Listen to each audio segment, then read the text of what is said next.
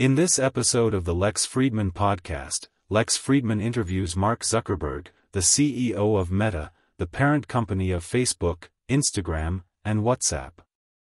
The conversation covers a wide range of topics, including the future of Meta and AI, Mark's experience in a jiu-jitsu tournament, building a cohesive team, and the challenges of running a company.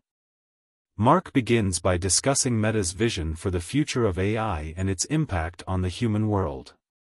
He believes that more organizations should have the ability to build state-of-the-art technology, not just a small number of big companies.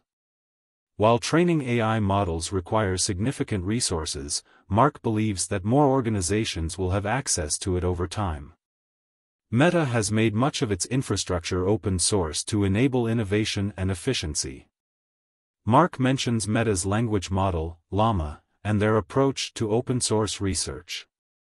He acknowledges that LAMA is not as advanced as the biggest AI models, but it still has its uses. Mark believes that open-sourcing AI models will lead to better alignment and understanding.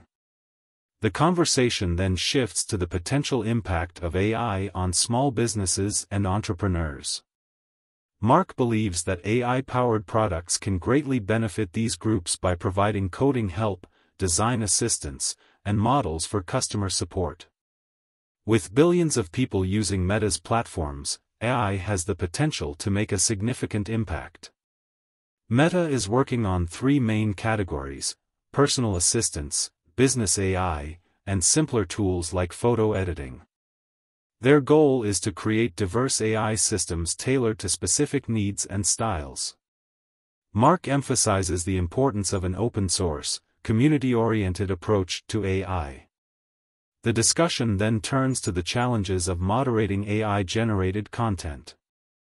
Mark acknowledges the potential risks of AI models being used to create harmful narratives and controversies. He explains that Meta has developed sophisticated AI systems to identify and categorize harmful content, such as promoting terrorism or exploiting children. While advances in generative AI may pose new challenges, Mark is optimistic that stronger AI systems can help defend against these harms. Meta also focuses on identifying and taking down coordinated and authentic networks of accounts that engage in harmful behavior. Mark acknowledges the difficulty of moderating content and finding the right balance between freedom of expression and preventing harm. Lex raises concerns about the potential misuse of AI models to coordinate harm on social networks. Mark agrees that training AI models to understand and prevent harm is crucial. Meta aims to ensure that AI models cannot be used to commit crimes or coordinate harmful activities. While no system can be 100% perfect, Mark believes in making it more difficult and inefficient for adversaries to carry out harmful actions. The conversation then delves into the challenges of moderating misinformation and controversial topics. Mark acknowledges the complexity of distinguishing between facts and opinions, particularly in areas with active disagreements. He believes that it's important to focus on the harms that people universally agree on, such as sexual exploitation of children or inciting violence. Mark suggests that flagging information or providing fact-checking notes can help users make informed decisions. However, he acknowledges that there will always be edge cases and challenges in managing misinformation. The discussion then shifts to the pressure Meta faces from governments and interest groups to moderate content. Mark explains that Meta follows principles to allow people to express themselves while also addressing known harms. When governments request content takedowns, Meta evaluates them on a case-by-case basis. Mark emphasizes the importance of protecting users' data from government access, as it can expose people to physical harm. Meta makes strategic decisions about data center locations and prioritizes the protection of users' data. Lex brings up the pressure to censor content from political entities, citing the Twitter files as an example. Mark acknowledges that there are debates and pressures from various sources, including elected officials, politicians, agencies, media, and activist groups.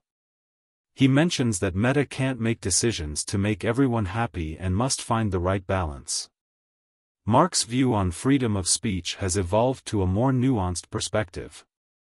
While certain things are universally accepted as bad and illegal, there are unsettled issues with active disagreements. He emphasizes the importance of considering the impact on community health and handling things practically. Mark also mentions the benefits of text-based social networks for discussions and conversations and suggests exploring alternative approaches like decentralization.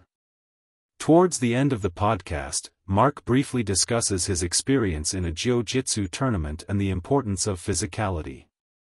He believes that being physical and having experiences connected to our bodies is essential.